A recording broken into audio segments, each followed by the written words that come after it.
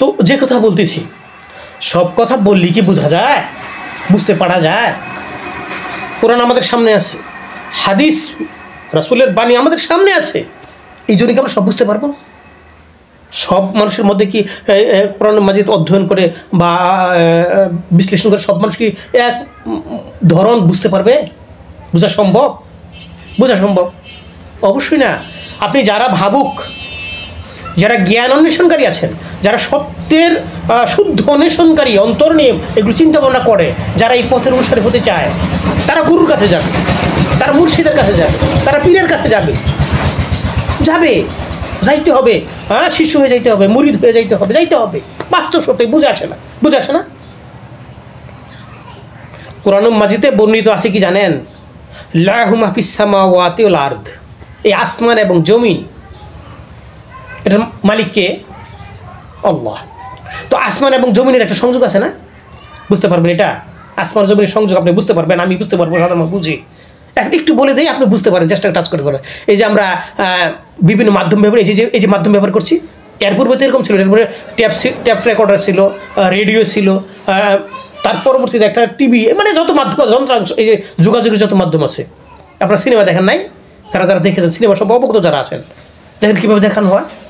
সংযোগ, আলোর সংযোগ, হাওয়ার সংযোগ, হ্যাঁ, রং বেরঙের সংযোগ।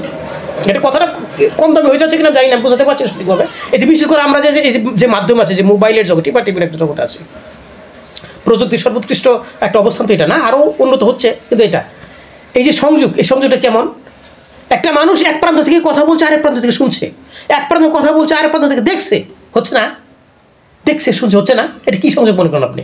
ওই যে লাহু মা ফিস সামাওয়াতি ওয়াল আরদ, আসমান এবং জমিন ব্যাপৃত যে একটা শক্তি অবস্থান আছে, এটা যদি আপনি আর একটু বুঝতে চান, একটু বুঝতে পারবেন। আমরা ওই যে বিদ্যুৎ চমকায় না, আকাশে বিদ্যুৎ চমকায়, আমরা বিদ্যুৎ চমকানো বুঝি।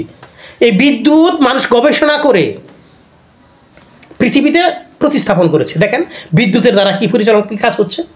আকাশে এসে বিদ্যুৎ শক্তি, আলোক শক্তি, তাপ শক্তি, এটা মানুষ ধারণ করেছে পৃথিবীতে। জ্ঞানী যারা জ্ঞানী এটা ধারণ করে পৃথিবীতে বিভিন্ন কাজ ব্যবহৃত করছে না? দেখেন ইলেকট্রনিক ব্যাপারে কাজ করছে না? মহান স্রষ্টা বলেছেন মুলকুস সামাওয়াতি ওয়াল আরদ, এই আসমান জমিনের মালিক একমাত্র আল্লাহ। এই আসমান এবং জমিনের সংযোগ যেহেতু আছে, তাহলে আসমানের জমিনের সংযোগ ঘটানো সম্ভব। দেখুন জ্ঞানী মানুষে ঘটাইছে, দেখছেন? আপনার মতো বড় বড় পাগড়ি বান্ধা, হ্যাঁ, যে আমার মতো বড় বড় পাগড়ি বান্ধা, বড় বড় দামি টুপি লাগায়, জুব্বা পইরা এগুলো বাড়ি করতে পারে নাই। আল্লাহ রাব্বুল আলামিন তার এক শ্রেণীর সৃষ্টি, এক শ্রেণীর জ্ঞানী মহল মানুষ দ্বারা এই পৃথিবীতে এগুলো প্রতিস্থাপন করে মানুষকে শিখিয়ে দিচ্ছেন, উপকার করছেন। সত্য এগুলো সম্ভব, আসমান জমিনের সংযোগ সম্ভব, এর মাঝখানে যাচ্ছে সব সংযোগ সম্ভব। এই তাপ শক্তি, এই বিদ্যুৎ শক্তি, হ্যাঁ, এই বাতাস শক্তি, এই আগুন শক্তি, মাটি শক্তি, আরে বুঝে আসে না। এগুলো জ্ঞানী মানুষ যারা, তারা বুঝতে চেষ্টা করেন। তো এই জ্ঞানগুলো অর্জন করতে চাইলে আপনি কি সাধারণ মাঠে ঘাটে কোরআন পড়ে পাবেন? এই বাণী, সাধারণ হাদিস বাণী পড়ে পাবেন? এটা মানুষের কাছে আপনার যাইতে হবে।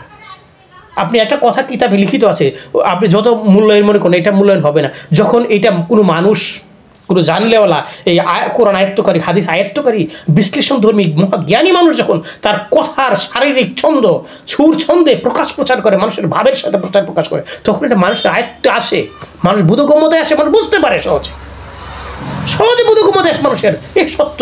তখন এটাকে বলে কি মানুষ আবেগ আপ্লুত হয়, ফায়েজ হয়। বুঝতে পারলেন? আমরা তো আজকাল এগুলো দেখলে নাক ছিটকাই।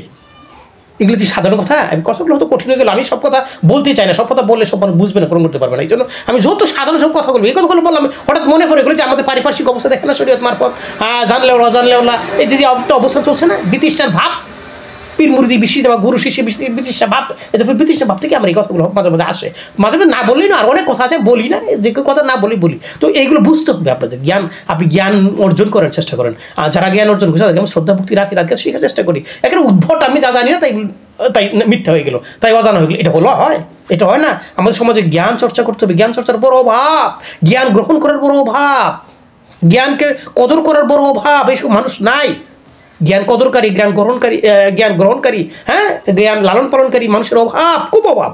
এগুলো সমাজ পাওয়া যায় না, খুঁজে পাওয়া যায় না। কারণ আমরা সাধারণভাবে পরিবেশ জন্ম হয়েছি, বেড়ে উঠেছি, কিন্তু হয় না। তো আল্লাহ রাব্বুল আলামিন তৌফিক দান করে আমরা যেন উন্নত মানুষ হতে পারি।